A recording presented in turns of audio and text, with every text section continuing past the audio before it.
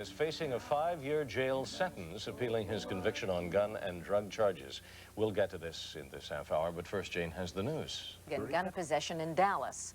The police found freebasing equipment and 1/4 gram of cocaine in Crosby's dressing room. The sentence, 5 years in jail. Crosby's attorneys are appealing that decision. The Dallas incident is the most serious of Crosby's encounters with the law. Still unresolved is a case in Culver City, California, where 2 women charged Crosby with assault. He has denied those charges. How David Crosby, one of the most important folk rock artists of his generation, has come to this critical crossroad isn't completely clear. What is clear, though, is Crosby's apparent attempt to rehabilitate himself with more than a little help from Graham Nash and Stephen Stills. 1982. Crosby says he was set up and that the Dallas police wanted to make an example of him in what was an election year. They gave me a sentence of 5 years in the Texas State Penitentiary for a minuscule amount of things that any place else in the country I would have been dismissed and not even brought to trial. At the moment, you still face that jail sentence? Yes, I do. Graham was asked about that not so long ago, and he said he felt that it would be almost impossible for you to survive that. You're such a free spirit. You think it would be almost impossible to survive that? Yes. May I ask what you were doing with the gun? I used to carry one. I carried one for years.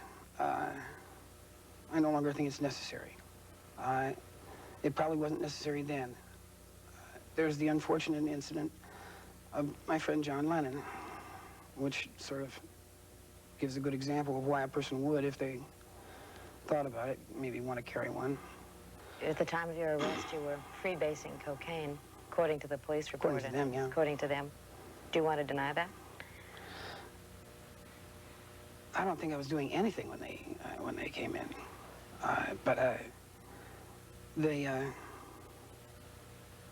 I'm amazed at the sentence they gave me, you know, I think there was maybe a half of a fingernail, baby fingernail's worth of some substance or another. And it seems to me that 5 years in the state penitentiary is a little much. Did you say in retrospect that drugs have been the root of the problem? They're the root of a lot of problems. I don't recommend them. Why did you need them? I didn't say I needed them. I fooled around with them. I don't think anybody needs them. Then that quote that you gave, well, it's going back a few years, that it enhanced your creativity to use drugs. Wrong? Misquoted? Misquoted. Misquoted. Yeah. Did not enhance your creativity. Didn't say it. Didn't say it, but did it occasionally? I don't think that they enhance or destroy creativity. They can, in some cases, they can make a person looser, you know. In some cases, they can make a person unable to function. You lump them all together and it's too complex a thing to make a generalization about, you know, which drugs do what. I could say something positive about them in that they sort of blew the country loose from the 50s, which wasn't all that bad a thing. But I wouldn't try to recommend them to anybody. Have the consequences, John Belushi's death, Richard Pryor's near-fatal accident... Distressing. Distressing to you? Oh, certainly. And... John was a fine guy. To the point that encouraged you to get off drugs? Yeah. No question. That and other people that I cared about a great deal, and Jimi Hendrix, Janis Joplin, Cass Elliot. A lot of fine people. Lost a lot of good people that way. You feel totally rehabilitated? I don't think anybody's ever totally rehabilitated. My life is quite different than it was. People say that Crosby, Stills, and Nash, and the social conscience of the 60s and the 70s, one of the most imaginative, brilliant musical groups, and David threw it away. Not a chance. Not true. Not true. First place, we're still playing and singing. And we've been doing so consistently. We toured all over this country in '82, all over Europe in '83, and we're doing it again in '84.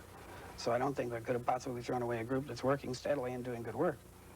So I think that's bull bleep. What single biggest regret? Of mine? Oh, gosh. Time we wasted. All the time we wasted being angry at each other and not being together and playing music.